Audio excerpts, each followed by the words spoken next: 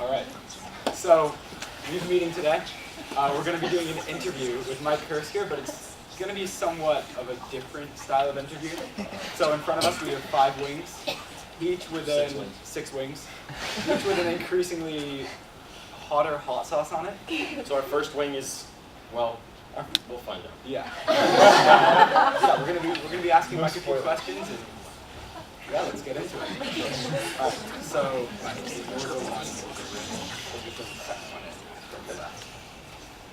From your left. Yeah. So our first sauce is. Oh, yeah. So first, actually, that's Scoville. That's just how they rate hot sauces. Why Scoville? Is that someone's name? It's the guy that invented the heat rating. So on the bottom you have like. We're not going to start. I love that.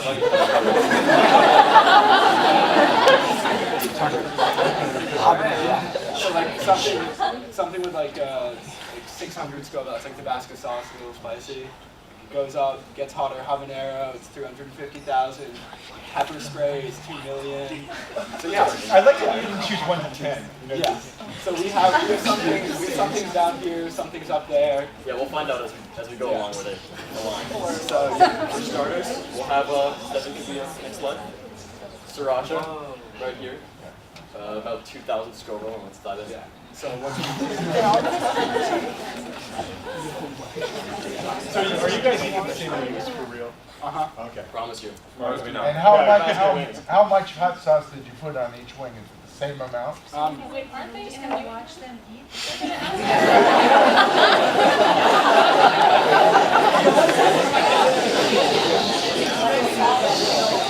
So our first question is, so you speak a lot at things like banquets and graduation.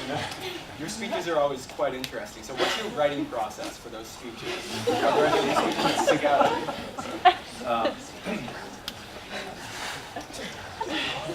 So the process is typically based on the teams that I'm going to be speaking to, relative to what the arc of their season was like, what the journey was like for them. Those of you that have been in those banquets know that I talk a lot about character, a lot about values and things that we see out on the field outside of just the sport itself, and that's really important to me. So what are some fond memories that you have from sports at Waring? What are some things you regret?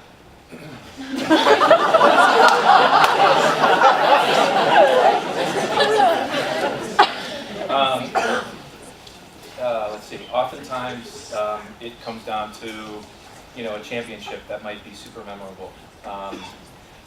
There was a girls' soccer championship that we won at Gann Academy against Montrose. We were down 1-0 and we came back to win 2-1, and we won the championship. It was a lot of what was so exciting about that was just that the girls were able to fight back. Super windy day. We were going into the wind in the second half, so typically, psychologically, you're down because you're like, oh my gosh, we're going into the wind. And then just to watch the teamwork, just to watch the passion, just to watch the girls' abilities mentally, to be able to say, okay, we're challenged, we're going to go ahead and figure out a way to make this happen. So there's that. Let's see. Basketball. Our first boys basketball championship, we went into double overtime, and we ended up winning here. The next day, the paper, the front of the Salem News said the little school that could, and so that was quite a moment.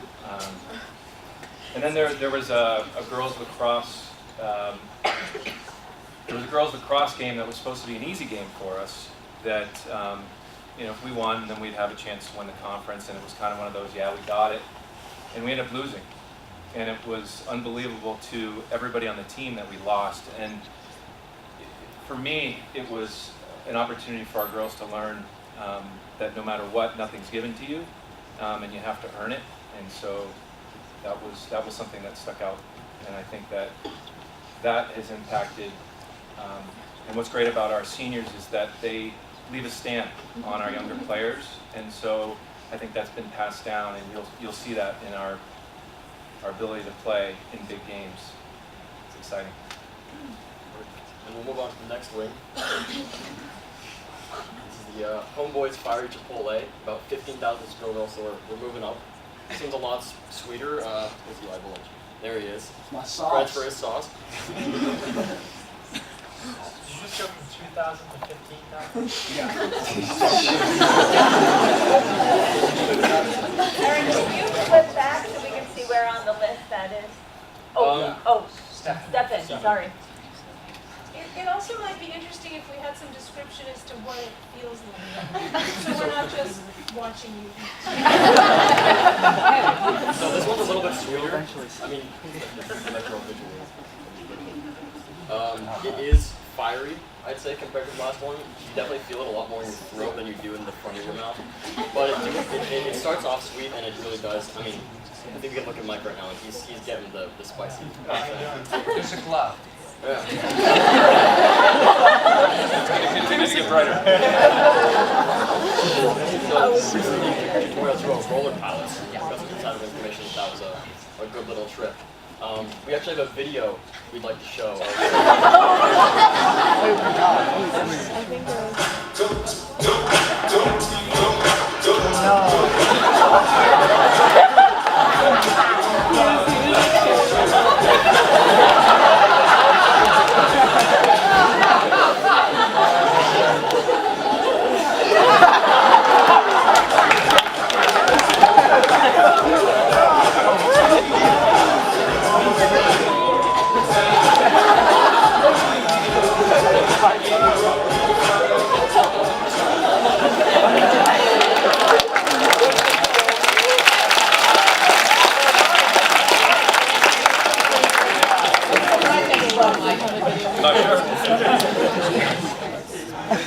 So we want to know, where did you get I mean, the roller skating bug.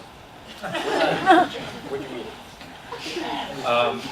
When I was younger, we would go to parties, and we'd have fun skating with our grades, and that was it. And so it was interesting because we went maybe 3 years ago as a tutorial. Is that right, Scott? 5 years ago? And I hadn't been for years, but it was just so much fun, and we had a blast. And I did some ice skating on ponds when I was younger, not necessarily in a rink, but played some pond hockey growing up, so had a little experience on skates, and then roller skates. Just probably as many parties as you guys have been to at the roller palace, and it looks the same as it did when I was in 6th grade as it does now. So you really feel like you're right in the moment. So, I mean, obviously, I think many people in the wearing community weren't expecting that. But I think a lot of people wearing don't know you fully as a person. So what are some other hidden talents you have, or things that we might not know you'd like to share with us? Hidden talent. Let's see. I love juggling a soccer ball. I can juggle a soccer ball just as long as until I get tired. So that's fun. I can balance the ball on my head, on my neck, do push-ups with the ball on my neck. I used to break dance when I was younger. Clear a space. So, what was that? Have you videos of the dancing? Maybe you do. I'm not. Not that I know of. Yeah. So you mentioned soccer, and it's like, I think we all know you're quite a big wig in the soccer world. So what's been your favorite experience that you've had in your whole interaction with soccer throughout your life? So many moments. Being a part of a team where you have friends that you work really hard with, and you're looking to achieve a common goal. I remember when I was in 8th grade, and our team ended up winning a state championship together, and it was extremely special because it was guys that I grew up with. Something that when we were younger, as 6th graders, talked about doing, and we did, and it was pretty amazing. And what ended up happening was we went to represent the state in regionals, so we we did that in Niagara Falls. And so we were, at the time, there was no club soccer in Massachusetts. And so we actually had to go face other clubs. And so it was the town of Beverly. Our team was called the Beverly Sailors. And we went and played these club teams from Virginia and New York, and we got spanked. It was unbelievable. We scored one goal. I ended up scoring it on a penalty kick, and it was like 7-1. And I think the ref just called it to give us an opportunity to maybe score a goal that game. But with that being said, it was a lesson in, hey, this is what's out there. This is how good soccer can be, and when you put these many players that are capable on a field, these are the types of things that can happen. So that experience, I think, made me better in wanting to achieve way more than what had just happened with those guys. So then from that, you transitioned to college soccer. What was that like compared to youth soccer, compared to high school soccer? Right. Well, I transitioned to high school soccer from that 8th grade experience. And from there, I went on to college and played at San Diego State University. And that experience was amazing. Just to go across the country and essentially be in another country, it felt like at the time. Just the landscape is so different. And interestingly enough, the people are different. What I found was people are a lot, and again, this is just how I felt with the folks that I ran into, and it was up and down the coast, but there's a lot of shallowness out there. And a lot of it, I think, stems from the fact that you get a lot of folks that are transient, so they're coming, into California. A lot of folks hadn't grown up in California, although there are plenty that do. And so they don't have that loyalty to like a particular town or to a particular state, because they're in a different state. They're kind of there, and it's, oh, we're going to California, man, it's so cool. And there was a lot of that. So that, just being a part of that culture, it was interesting because I really missed back home a bunch. But being able to play college soccer out there was amazing, just to play against the UCLAs, the Stanfords, the Washingtons. I remember my first, we had a tournament out in Nevada, so we were at UNLV, and our coach gave us our meal money at the beginning of the trip, and so we were staying at a place called Circus, which is a place that you would just gamble all your money away. And it was my first experience gambling, and I gambled all my meal money. So at that point, it was, guys, how are we gonna get a meal here? How are we gonna get a meal here? And you're in this massive tournament, and so, forget about nutrition. Like, can we get Taco Bell? Can we get a couple, Mexi Melts or something? So anyhow. We're gonna move on to sauce number 3 here. All right. So this is the blazing sauce from Buffalo Wild Wings. So We're definitely jumping up the ranks here, so they don't have an exact range. They have a range, not an exact number for the Scoville level, just because it's so mass produced. You can't really guarantee what you're gonna get. But this is we'll find out. yeah. Keep your milk.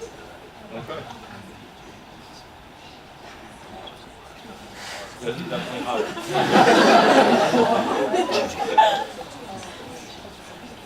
Let me just run through your mind right now. Flavor profiles.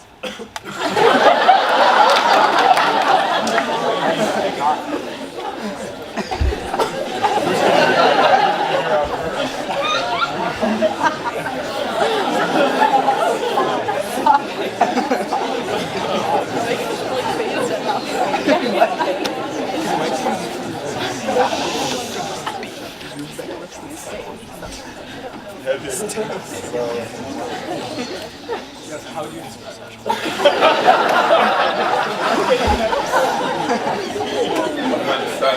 The flavor profile, everything that runs through your mind. There was a question. Sorry. Yeah, that's a lot. That's a lot hotter than the other one. Let's put it like that. It's interesting in talking to the guys that I grew up eating a lot of hot sauce actually, and having a lot of different, like, I probably have this and then another 5 in the refrigerator that I grew up in.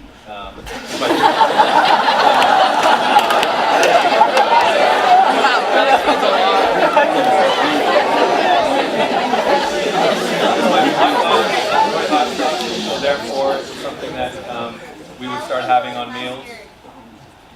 Sorry, Stump? Now he enjoys mustard. I guess all kinds of mustard.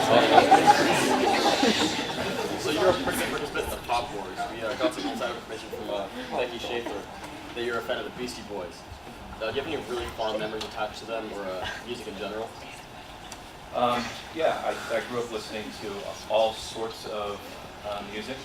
Beastie Boys were definitely a band that I enjoyed, but music in general, I grew up with a lot of classical. My father plays the piano very well, so in the evenings and on the weekends, I had the opportunity to listen to Bach, Scarlatti, Beethoven, you name it, Handel, and that was constantly happening in my house. But then with that being said, Ozzy Osbourne, I listened to when I was younger. AC/DC, I recall my freshman year in high school listening to Back in Black, and you can just kind of, it brings you back when you hear that music. So I can picture being in the locker room for the first time as a freshman, and with seniors and juniors, and you're like, wow, this is pretty badass. So yeah. What was the first album or record you ever bought? Or remember buying? Yeah, I think it was Rat, Out of the Cellar.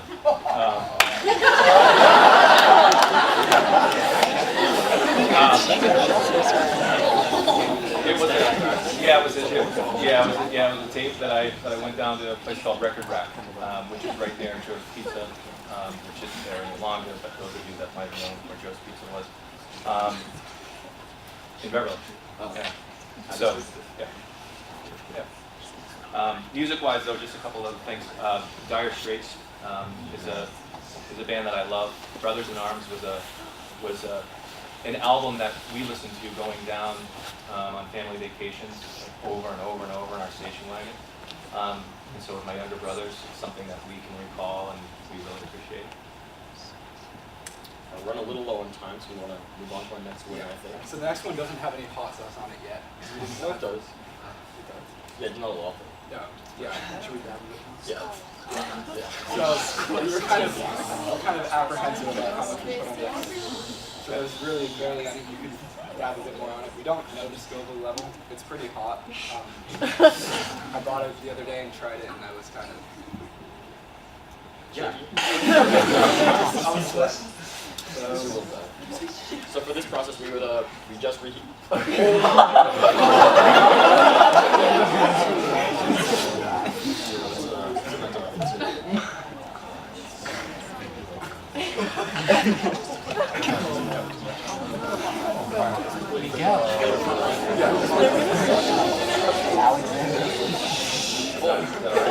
Hey, if it's alright for you, it's alright.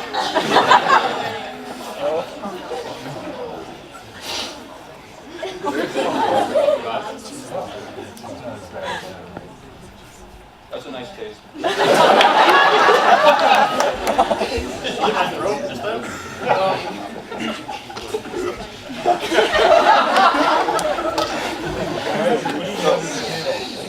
Any more questions?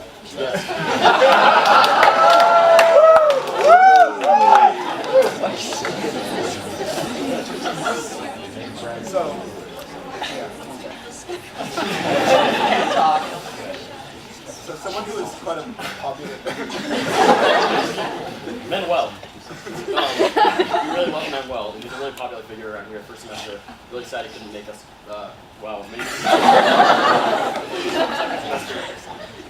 maybe. How did you guys meet? What was it like working with him? What was it like bringing him to the school? Do you have any really fond Manuel memories? Sure. There's a woman that works at Endicott. Her name is Beth Uring, and I coached her son when I was younger, and so she felt like Manuel could be a good fit in working with me. So I met him over the summer, and I met him over at Atomic Cafe, and we just started talking about his life in general, bringing me up to speed on his family, and really that's what's important to him is his family. And we hit it off that way because my family is extremely important to me. And he let me know right off the bat, like, I'm interviewing at the Celtics, and if that works out, then that's where I'm going. And I was like, I really appreciate that. That's great. And I said, but if the opportunity's there, I obviously like to work with you. And it worked out that he didn't get hired by the Celtics, and he had an opportunity to come here. And he was a great guy to work with every day. You know, maybe you guys noticed that he smiled a lot, but he was always smiling in the office and outside of the office. But just a jovial person, and just a fine young man who it was just great having him here on campus. And he's one of those guys that just, his values align with pretty much who we are at the school, and it was great. So it's funny you mentioned Endicott, because a few years ago in an intern, we actually visited there, and it turned out that you coached there a while ago. And could you speak a bit to the differences between being a figure in the administration and coaching at a college versus at Blair? There's a huge difference, and for me, so I started off just coaching. That was my love. That was my passion, and being an administrator is so different. It can be lonely at times because you're not spending time with the players, developing them the way that you want to necessarily, because you're not having that immediate impact on them. But you're working with the coaches vicariously through them and helping the coaches manage the challenges that they're facing with the athletes.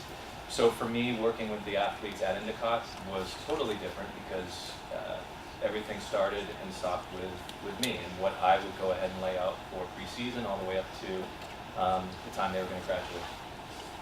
Their first preseason as freshmen. All right, move on to the last one. Yes. So you have two wings in front of you now, neither of which have any Oscars on them. While we open the wax on this one, you can eat the other one to get a bit of a wash, because this one's really, really spicy. It has a Scoville rating of 6 million.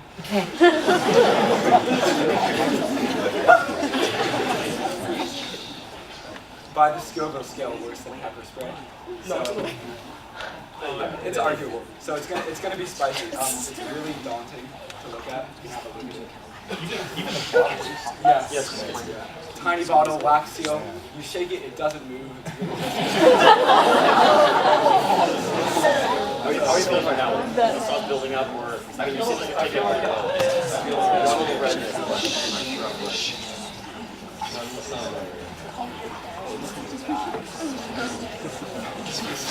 Hopefully we can. While we're going through that, anything else that you guys want to discuss? Yeah. So, well, I recommend eating your second to last one right now to wash it down to the last one. Okay. But, so, going back to soccer, it turns out the Aztec Soccer Club, which you founded, had a professional team, a semi-professional team, I believe, a few years back. What was that experience like? Because obviously that's very different from managing youth soccer or even college soccer. And what was your relationship with that? What's your relationship with professional teams, professional soccer? Have you ever looked into that arena? What's that like? So the idea behind the Aztec piece was set in motion years ago when MLS started. They had an open tryout for every team, and the open tryout was at Cape Cod Community College here in New England. And so I went down, and there were like 500 or 600 kids, men, trying out. And it was over the course of a weekend, and I made it down to the last day. And we hadn't played full-sided yet, so there were about 50 of us left. And I had actually put in for the Endicott job as well a couple weeks earlier, and I didn't get picked up for the Revolution. But a minor league team in Connecticut at the time, the Connecticut Wolves, had made me an offer, and at that point I got offered the Endicott job as well. And I made a big decision at that point to take the college job over the pro job. But it wasn't MLS. It could have been an opportunity to get into the MLS. I've got a couple buddies that I played with at San Diego State that one of them's one of the best defenders that ever played in Major League Soccer. and another one actually played for the Revs, Teddy Chronopoulos. But the long and short of it is, I made a decision, and I look back on it, and sometimes I'm like, man, it would have been great to have maybe gone down that route. But I also look at it and say how fortunate I am to be where I am now, because I started coaching and took that step when I was 23, 24 years old. And here I am today, so I'm appreciative of that. All right, we've cracked the seal on this one. I'm not sure how it's going to get out because it's well, you can try moving me around, but. Mike, is your life insurance paid up?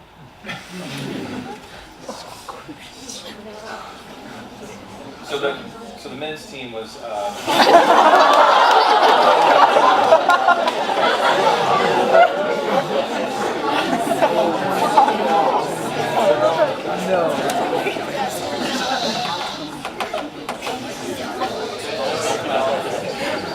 How much are we putting on? You can see it's like that much. Where's the fire extinguisher? Cheers. Before let's ask the question, because I don't know if I'm going to be able to. Yeah. But so, we wanted to take this a bit more general. And so this is a student organized meeting, stuff that isn't really directly related to classes. And one of the things we wanted to know your opinion on is what you think sort of going forward, do you like student-led meetings? What role do you think they have in the community? Do you encourage people to do that? Or et cetera, et cetera? Yeah. Should we eat first and then? Yeah. And then we're going to try.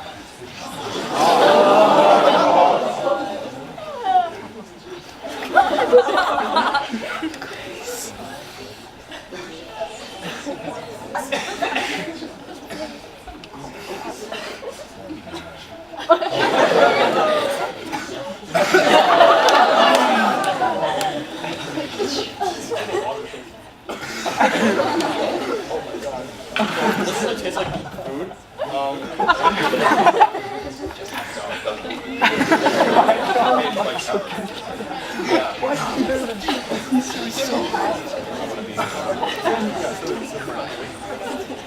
Okay.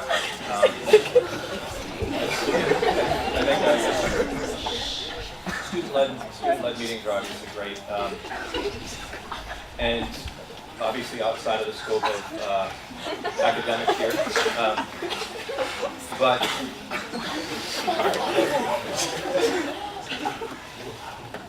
This is impressive. I'm not sure if it's just me who's. How are you doing?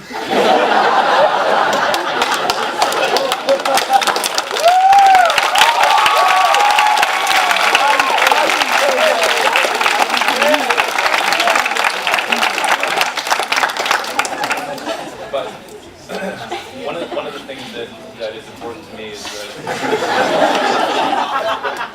the culture that we've got in athletics, and so this isn't necessarily based on the question that you just asked me, but I think it's important to just kind of mention culture is super important, and I think sometimes we can take not knowing it. We can take for granted the culture that we have here, and when we talk about culture, we talk about taking care, and you think about future, because that's really what the culture is about. You feel comfortable in a place, and therefore you can kind of see yourself in the future moving forward in that space, in that place. And so I think that it's really important that we, not only obviously in the athletics piece that I'm a part of, and that I work with you guys who are coaches, and individually throughout the course of the year. But you think about the culture that we have here at this school.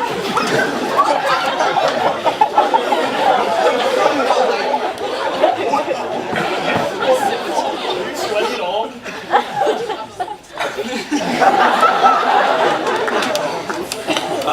So long and short of it is that this has been great. I appreciate the opportunity. This has been a ton of fun, and I would like to leave a message with you guys as to the fact that we can do this is part of the culture we've created here. So it's pretty awesome.